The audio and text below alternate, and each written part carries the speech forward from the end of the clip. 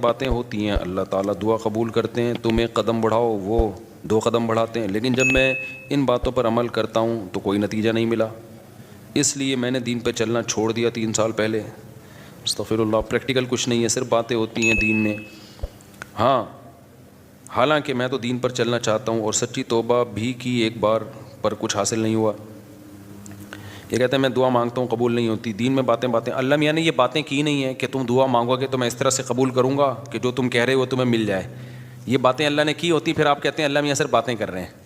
اللہ میاں نے کہا میں دعا قبول کرتا ہوں، قبول کیسے کرتا ہوں یہ بھی تو اللہ میاں نے کہا نا، پورے قرآن میں واقعات بتا دیے کہ کیسے قبول کرتا ہوں۔ یعقوب علیہ السلام نے دعا مانگی نہیں ہوگی میرا بچہ واپس مل جائے، تو کیا مل گیا ان کو؟ نہیں ملا۔ یوسف علیہ السلام پریشانیوں میں آئے، برائی سے بچے، زنا کی ان کو دعوت دی گئی، بچے، تو بچنے کے نتیجے میں اور پریشانیوں میں چلے گئے، جیل میں چلے گئے، ساری زندگی ان کی کہاں گزری؟ جیل میں گزری۔ تو قبول ہونے کا یہ مطلب ہی نہیں ہے جو آپ سمجھ رہے ہیں۔ اگر دعائیں ایسے قبول ہوتی تو سارے کافر ہر وقت اللہ سے دعائیں مانگ رہے ہوتے بیٹھ کے، وہ کہتے ہیں یار ہمیں ضرورت ہی نہیں کچھ کرنے کی، ادھر دعا مانگو ادھر قبول ہو جاتی ہے۔ تو یہ ہے، یہ کہ جب دیکھو ایک بات خوب اچھی طرح ذہن میں رکھو، کچھ چیزیں ایسی ہوتی ہیں جو دلائل سے ان کا حقیقت ہونا ثابت ہو جاتا ہے۔ جب ایک چیز کا دلیل سے برحق ہونا ثابت ہو جائے تو پھر اس پہ اٹھنے والے ہر قسم کے اشکالات کا جواب ضروری نہیں ہے۔ مثال کے طور پر آپ کو دلائل سے کسی نے ثابت کر دیا کہ ماں باپ یہ آپ کے ابا ہیں، یہ آپ کی امی ہیں، اور یہ بھی ثابت کر دیا کہ ابا اماں خیر خواہ ہی ہوتے ہیں۔ یہ جب ثابت ہو جائے نا تو پھر ابا اماں اگر آپ کو کوئی کڑوی چیز بھی کھلا رہے ہیں تو پھر ابا اماں کو یہ ثابت کرنے کی ضرورت نہیں ہے کہ بیٹا اس میں تمہارا فائدہ ہے، کیونکہ پھر وہ دلیل دیں گے اس میں تمہارا فائدہ ہے۔ آپ کہو گے پھر یہ کڑوی کیوں مجھے کھلا رہے ہو، میٹھی کیوں نہیں کھلا رہے مجھے، اور کڑوی کھا رہا ہوں تو مجھے موشن بھی لگ رہے ہیں اس سے۔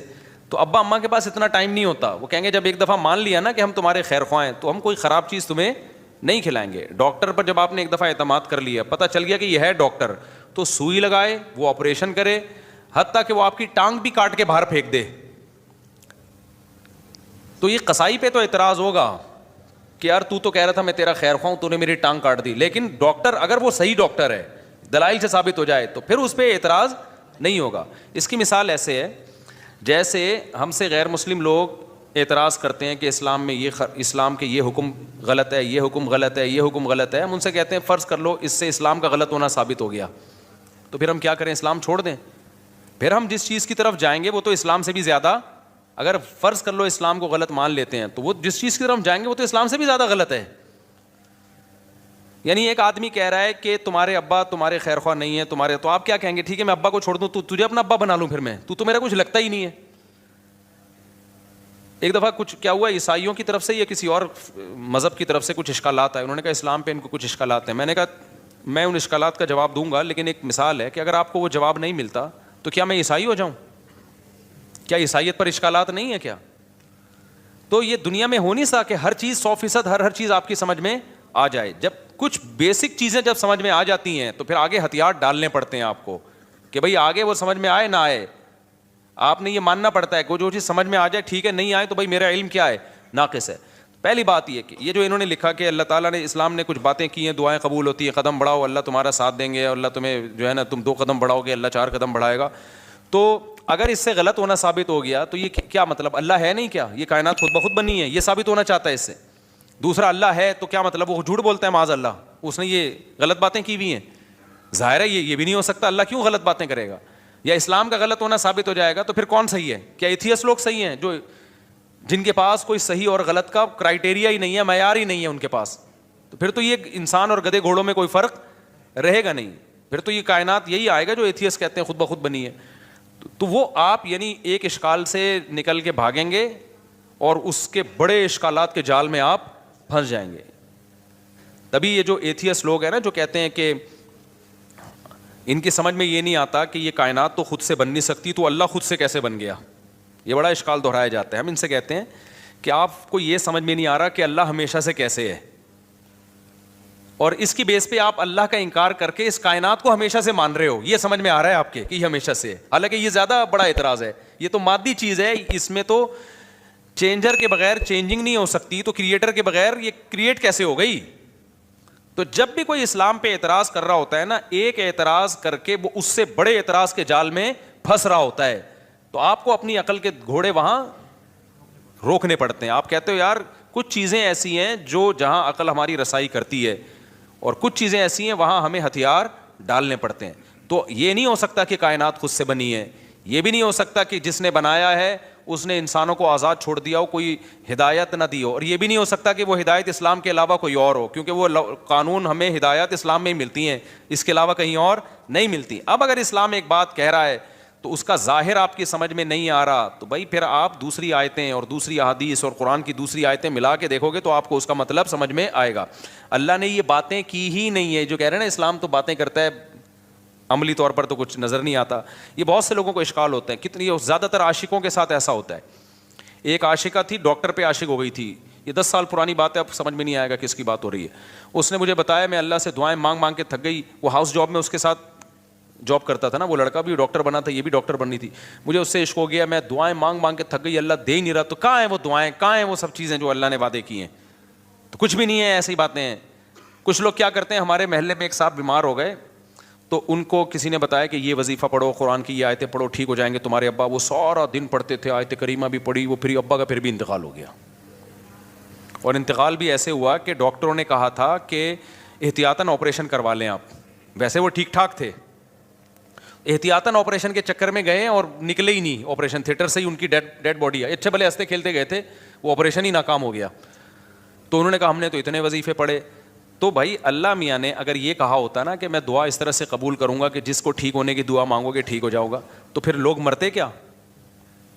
پھر تو انسان کی عمریں سب کی 90 سال لازمی عمر ہوتی, کیونکہ کون بوڑھا نہیں ہے جس کے لیے, کون بیمار نہیں ہے جس کے لیے پیچھے دعائیں نہیں مانگی جاتی. دعا کا مطلب ہمیں یہ بتایا گیا ہے کہ تم نے اپنا کیس فائل کر دیا اللہ کے دفتر میں, اپنی ذمہ داری تمہاری ہو گئی ہے پوری.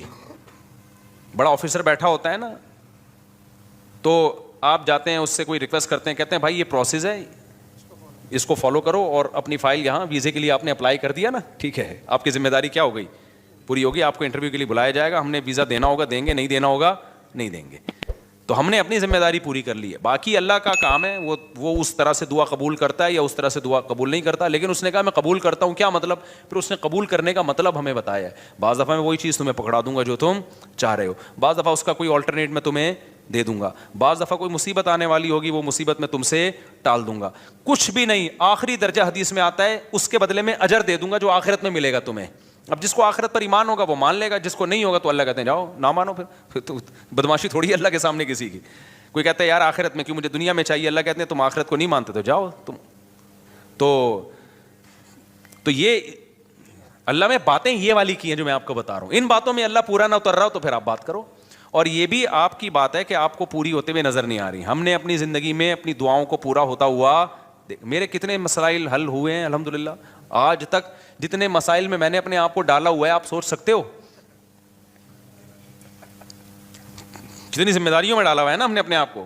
ہمارے تو سارے مسائل بھائی دعاؤں سے ہی حل ہو رہے ہیں. سارے مسئلے اللہ کا شکر ہے ہمارے دعاؤں سے حل ہو رہے ہیں. بلکہ مجھے تو ڈر لگتا ہے کہ اللہ ہم سے کہے گا تمہارا عمل تو کچھ بھی نہیں ہے, سارے مسئلے ہم نے تمہارے کیا کر دیے, حل کر دیے. تو یا تو بھائی آپ نے کچھ ایسے مسئلے بنائے ہوئے ہیں جو مسئلے ہیں نہیں, وہ آپ کے اپنے بنائے ہوئے مسئلے ہیں, یا پھر آپ نے اللہ پر کو یہ جو ہم کہتے ہیں نا یہ کروں تو یہ پورا ہو جائے, اس کا مطلب اللہ آپ ہیں اور اللہ کیا ہے, آپ کا بندہ ہے. پھر وہ اگر آپ یہ چاہتے ہو نا میں یوں کہوں اور اللہ یوں کر دے, تو پھر تو اللہ آپ بن گئے نا بھائی. جس کا آرڈر چلتا ہے, جس کی بات 100% مانی جاتی ہے, باس تو وہ ہوتا ہے. کیا خیال ہے؟ تو پیغمبروں کی سیرت قرآن نے جو اتنی لمبی لمبی سیرت بیان کی, موسیٰ علیہ السلام کے بارے میں بتایا کہ بنی اسرائیل کو وعدے کرتے رہے کہ اللہ تمہیں غلبہ دے گا, اللہ تمہیں. بنی اسرائیل نے ایک دن تنگ آ کے کیا کہا ہے, اوذینا من قبل ان تأتینا ومن بعد ما جئتنا, اے موسیٰ تیرے آنے کا کوئی فائدہ نہیں ہوا. آنے سے پہلے بھی ٹینشن تھی, آنے کے بعد بھی ٹینشن.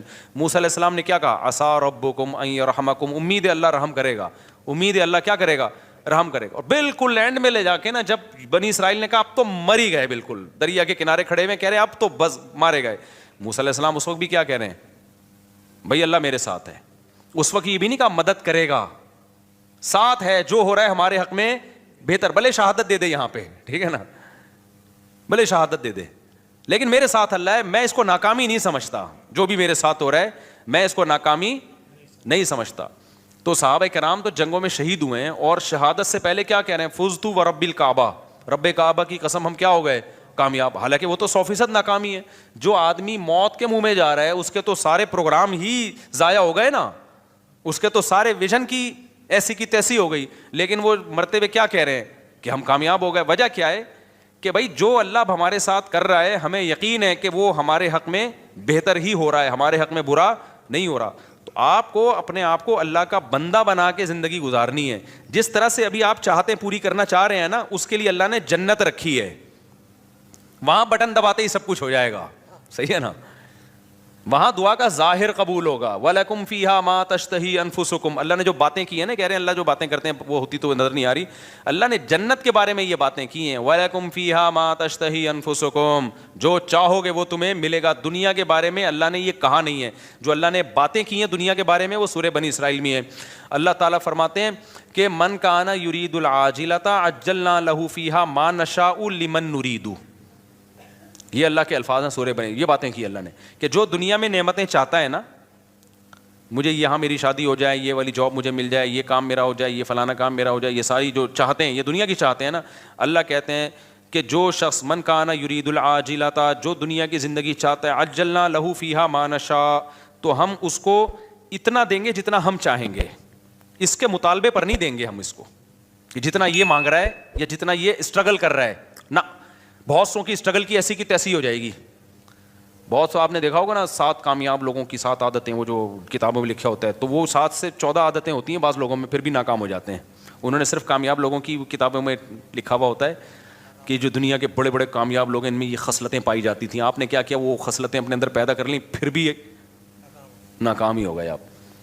تو اس پہ بھی کتابیں آنی چاہیے کہ 7 کامیاب لوگوں کی علامتیں جو 25 ناکام لوگوں میں پائی گئی ہیں.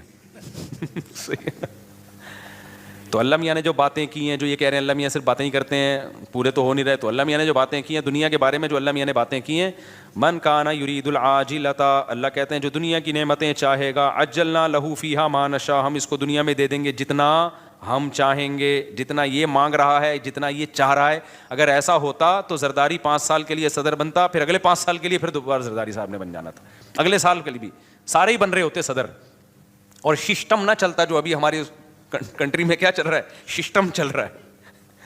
دوسرا اللہ فرماتے ہیں لمن نریدو, فرمایا یہ تھوڑا بھی اس کو ملے گا جس کو ہم چاہیں گے, جتنا ہم چاہیں گے, جس کو ہم چاہیں گے. یہ ہے یہاں پہ دنیا کی بات. آخرت کی اللہ فرماتے ہیں ومن اراد الآخرۃ وسعى لها سعیها وهو مؤمن فاولئک کان سعیهم مشکورا. جو آخرت چاہے گا اور اس کی فوائد پورے کرے گا, ان کو ان کی محنت سے یقینی بھی ملے گا اور زیادہ بھی ملے گا. اب ان کا اگلا سوال دین کے بارے میں کہ میں تو توبہ کرتا ہوں تو توبہ پہ بھی قائم نہیں رہتا, تو اللہ تو وہاں بھی مدد. بھائی یہ کہہ رہے ہیں میں گناہ سے توبہ کرتا ہوں پھر توبہ ٹوٹ جاتی ہے, تو اللہ تو مدد کرے نا, میں جب توبہ کروں تو قائم رکھنے کی توفیق دے مجھے. پھر یہ بہت سے لوگوں کے ساتھ ہوتا ہے یہ. بھائی آپ جو توبہ کر رہے ہو نا, توبہ ٹوٹ رہی ہے تو اللہ نہیں توبہ توڑ رہا, آپ نے خود گناہ کر کر کے اپنے آپ کو گناہ کا عادی بنا دیا ہے, لت پڑ گئی ہے آپ کو. اور جو بار بار گناہ سے توبہ ٹوٹتی ہے نا, یہ انہی کی ٹوٹتی ہے جو پہلی دفعہ جو گناہ کرتے ہیں وہ توبہ پہ قائم بھی رہتے ہیں. 25-26 دفعہ طبیعت سے گناہ کرنے کے بعد پھر توبہ کرتے ہیں, پھر کہتے ہیں توبہ ہماری کیا ہو جاتی ہے. جب آپ نے سٹے کا عادی بنا دیا اپنے آپ کو, تو پھر تو آپ کا دل للچائے گا نا. تو یہ الزام اللہ کو کیوں دے رہے ہو, یہ تو آپ کا جرم ہے, خود اپنے آپ کو عادی بنائے. تو جتنا گناہ کرنے میں مزے اڑائے ہیں, اب چھوڑنے میں اسٹرگل بھی اتنی ہی کرنی پڑے گی. ایک بات. دوسری بات یہ کہ آپ گناہ سے توبہ صحیح طرح سے کر نہیں رہے. بعض دفعہ گناہ سے توبہ کرتے ہیں, اس کے وہ جو گناہ کے قریب لے جانے والی چیزیں ہوتی ہیں نا, وہ نہیں چھوڑ رہے ہوتے, وہ نہیں چھوڑ رہے ہوتے. اب کسی کو عادت پڑ گئی ہے فحش فلمیں دیکھنے کی, تو بھائی بند کمرے میں کمپیوٹر کیوں رکھ رہے ہو آپ اپنے آپ کو بزی کیوں نہیں کر رہے, آپ شادی کیوں نہیں کر رہے, اور اگر شادی کے بعد بھی عادت چھوٹ نہیں رہی ہے آپ کی, تو آپ اپنے اوپر سزا کیوں متعین نہیں کر رہے. آپ گناہ کرتے ہو تو سزا تو دو نا اپنے آپ کو, ایسے ہی کیوں چھوڑ رہے ہو آپ اپنے آپ کو. آپ کا بچہ 1 دفعہ غلطی کرے گا, 2 دفعہ, پھر تیسری دفعہ میں آپ کیا دو گے, سزا دو گے نا آپ اس کو. فوج میں 1 غلطی ہوگی, فوجی دوسری غلطی کرے گا, پھر کورٹ مارشل ہوگا اس کا. دنیا میں کہیں بھی وداؤٹ پنشمنٹ جو ہے کہیں بھی سسٹم نہیں چلتا. سسٹم تو چل سکتا ہے, سسٹم نہیں چلتا. تو آپ گناہ کو چھوڑنے کی پراپر کوشش کرو. بڑے بڑے لوگ, 100 آدمیوں کے قاتل نے پکی ڈھکی توبہ کر لی تھی, جس کو قتل کی عادت پڑ گئی تھی. بڑے بڑے لوگ ولی اللہ گزرے, سارے ہم پیدائشی ولی اللہ تھوڑی تھے. تو خاندانی طریقے سے گناہ سے توبہ کی کوشش کرو. اس کا فائدہ کیا ہوگا, ایک دم نہیں چھوٹے گا تو آہستہ آہستہ چھوٹ جائے گا. اور دوسری بات یہ کہ جو اللہ کہہ رہا ہے کہ میں تمہارا ہاتھ تھاموں گا, اس نے تھامنے کا مطلب کیا بتایا ہے؟ اس نے کہا توبہ کر لو نا, معاف کر دوں گا. اس سے بڑا آپشن اور کیا ہے؟ بھلے دوبارہ ہو جائے, صحیح ہے نا, دوبارہ ہونے سے پرانی توبہ کینسل نہیں ہوگی. اور کیا چاہیے بھائی؟ ایک گناہ آپ سے ہو گیا, آپ نے گڑ گڑا کے توبہ کی, توبہ کرتے ہوئے نیت تو آئندہ دوبارہ نہیں کروں گا, پھر اسباب بھی اختیار کیے کہ نہ ہو, غلطی سے ہو گیا, تو فوراً تھوڑی اللہ جہنم میں ڈال رہا ہے آپ کو پھر توبہ کا موقع دے رہا ہے. آپ توبہ کرو, تو آپ مایوس کیوں ہو رہے ہو؟ ہمارے ایک دوست تھا, بہت گناہوں میں ملوث ہو گیا تھا, تو میں نے اس کو کہا توبہ کرو. ایک بزرگ کے پاس لے گیا, اس نے توبہ کی, دوبارہ اس سے غلطی ہو گئی. مجھے کہتا ہے یار پھر توبہ کی, پھر میں لے گیا, میں نے کہا بھائی بیٹھا کر یہاں اللہ والوں کے پاس, پھر وہ پھر دو دوستوں میں بیٹھنا, پھر توبہ غلطی ہو گئی, پھر میں لے گیا, ایک بزرگ تھے ان کے پاس لے گیا, یار ادھر بیٹھا کر اللہ اللہ کچھ سنا کر. کہہ رہا ہے یار اب تو مجھے اب توبہ کرتے ہوئے شرم آ رہی ہے, اللہ میں بھی بولے گا گناہ کرتا ہے پھر توبہ کر رہا ہے. تو میں نے کہا کمبخت, شرم توبہ توڑتے ہوئے آنی چاہیے, کرتے ہوئے نہیں آنی چاہیے. توبہ توڑتے ہوئے شرم آنی چاہیے کہ کتنی گڑ گڑا کے اللہ سے توبہ کی تھی, اب نہیں کروں گا, بے شرم بن کے دوبارہ کیا کر رہا ہے. جو شرم ادھر آنی چاہیے تھی وہاں آ نہیں رہی, جہاں نہیں آنی چاہیے وہاں آ رہی ہے شرم. تو اللہ میاں کے سامنے یہ آزار قیامت کے دن نہیں چلیں گے. تو اس لیے بھائی بار بار ہو رہا ہے, بار بار توبہ کرو. اللہ میاں نے آپشن رکھا ہوا ہے, تبھی یقینی جہنمی کسی گناہگار کو نہیں کہا جا سکتا. عین ممکن ہے آپ کی اس اسٹرگل کی بیس پہ اللہ کہے چل بھائی کوشش میں لگا ہوا تھا, تو بھائی آپ اسٹرگل میں لگے رہو, مایوسی کی باتیں مت کرو. ہم اللہ کے بندے ہیں, غلام ہیں, ہم اس زمین کے باپ نہیں ہیں. مغفرت کے دروازے کس کے ہاتھ میں ہیں؟ تو جھکے رہو گے اللہ کے سامنے, لگے رہو گے. ہو سکتا ہے اللہ ویسی کسی فرشتے کو بولے اس کو ٹھڈا مار کے جنت میں بھیج کے, تو جنت میں جانے والا بنتا نہیں تھا بنتا نہیں تھا, چل جا یار کیا کر, کوشش میں لگا ہوا تھا, چل جا جنت. بعض دفعہ ایسے ہوتا ہے نا کہ کوئی چپک جاتا ہے آپ سے, کوئی بھکاری, آپ کو پتا ہے یہ مستحق نہیں ہے, لیکن جان چھڑانے کے لیے آپ کہتے ہیں ایک لات مار کے اس کو 50 روپے دفع ہو یہاں سے, یہ پکڑ پیسے جا. تو ہو سکتا ہے اللہ کی رحمت جوش میں آئے, اللہ کہ توبہ کرتا تو رہتا تھا نا, گناہ پہ ڈٹ تو نہیں گیا تھا نا, اس کو ندامت تو تھی, روتا تو تھا. تو اللہ میاں ہو سکتا ہے کچھ فرشتے سے کہیں اس کو بنتا نہیں ہے اس کا جنت میں جانا, لیکن اس بے غیرت کو بولو دفع ہو جنت میں, شاید اللہ کر دے. لیکن اگر یہ اسٹائل ہے نا, جو یہ والا اسٹائل ہے کہ اللہ میاں باتیں کرتے ہیں پوری کرتے نہیں ہیں, میں تو توبہ کی کوشش کر رہا ہوں, ہوتا کچھ بھی نہیں ہے, پھر تو مایوسی ہے. اللہ کے سامنے جو اکڑ گیا, تو اللہ کا شیطان اکڑا ہے یار, اتنا پرانا تعلقات اس کے اللہ سے, وہ اکڑا ہی تو تھا, تو اللہ کا کیا بگاڑ لیا اس نے. تو اللہ کے سامنے اللہ کے سامنے گنہگار جو تواضع کرنے والا ہو اس کی ویلیو زیادہ ہے, پرہیزگار جو اکڑ دکھانے والا ہو اس کی اللہ کے ہاں ویلیو بولو نہیں ہے. تو کبریائی صرف اللہ کے لیے, تو اللہ کا کچھ نہیں بگاڑو گے ایسے اشکالات کر کے. ایک دفعہ حکیم علامہ مولانا تھانوی رحمۃ اللہ کے پاس ایک پروفیسر آیا, کہتے ہیں مجھے اسلام پہ کچھ اشکالات ہیں. انہوں نے جواب دیے, اس کے اشکال دور ہو گئے. پھر آیا یار مجھے کچھ مزید اشکالات بھی ہیں, انہوں نے وہ بھی جواب دے دیے. پھر آیا, اس کو پھر پتہ چل گیا کہ اس کو اشکالات کی بیماری ہے, اس کو اشکالات نہیں ہے, اس کو ویسی کوئی مسئلہ ہے. تو پھر اس نے آیا کہنے لگا اصل میں یہ ایکچولی اشکال ہے. مولانا تھانوی رحمۃ اللہ رحمہ اللہ نے پھر اس کو سمجھایا. پھر 4-5 دفعہ آیا, انہوں نے بولا تیرے جیسے لوگوں کی اسلام کو بالکل ضرورت تھی, تو مرتد ہو جائے, دفع ہو جائے یہاں سے. وہ ٹھیک ہو گیا. اس نے کہا میرے سارے اشکالات دور ہو گئے, کیونکہ اس کے دماغ میں یہ بیٹھ گئی تھی, یہ بات تکبر آ گیا تھا کہ گویا اسلام کو میری ضرورت ہے, اور گویا جو ہے نا یہ علماء بیٹھ کے مجھے ہی سمجھاتے رہے بیٹھ کے, اور ایکچولی یہ اور یہ اشکال یہ جب اس کو اس کی اوقات دکھا دی نا کہ جہاں اتنے لوگ جہنم میں جائیں گے 2-4 اور چلے جائیں تو اس سے ہماری صحت پہ کوئی فرق نہیں پڑے گا, جہاں اللہ اتنے لوگوں کو اٹھا کے جہنم کی آگ میں پھینکے گا تو بھی چلا جائے گا, تو کوئی تیرے اشکالات کی حل ہونے کی ضرورت نہیں ہے, مرتد ہو جا.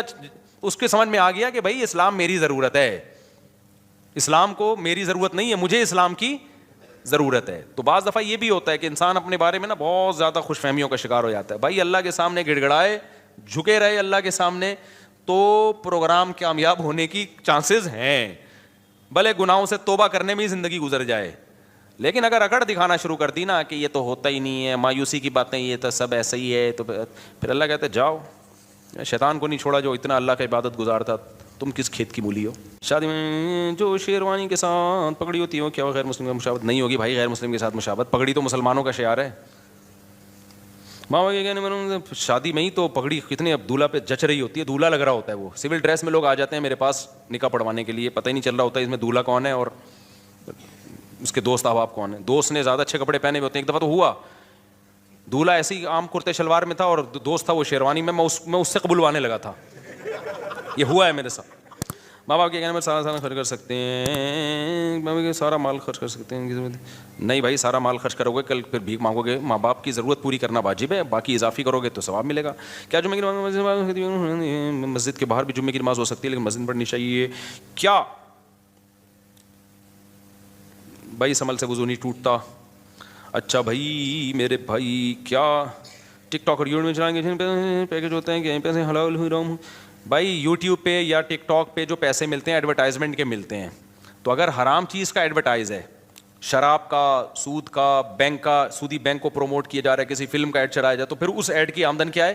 حرام ہے. اور اگر حلال چیز کی کا ایڈورٹائز ہے تو اصل آمدن حلال ہے، لیکن چونکہ اس میں کچھ غلط چیزیں بھی شامل ہو جاتی ہیں اس لیے کہا جاتا ہے کہ اصل آمدن حلال ہے، اس میں جو حرام شامل ہو رہا ہے تو آپ ایک اندازے سے کچھ رقم، کچھ کہتے ہیں 5%، کچھ کہتے ہیں 10%، کچھ کہتے ہیں 2.5% بھی ہے، تو اس کا ایک کوئی یقینی معیار نہیں ہے، تو احتیاطاً 5% صدقہ کر دو اس میں سے. اچھا میرے بھائی، جمعے کے خطبے سے پہلے جو رکعت پڑھتے ہیں سنت کی نیت ہوگی میرے بھائی.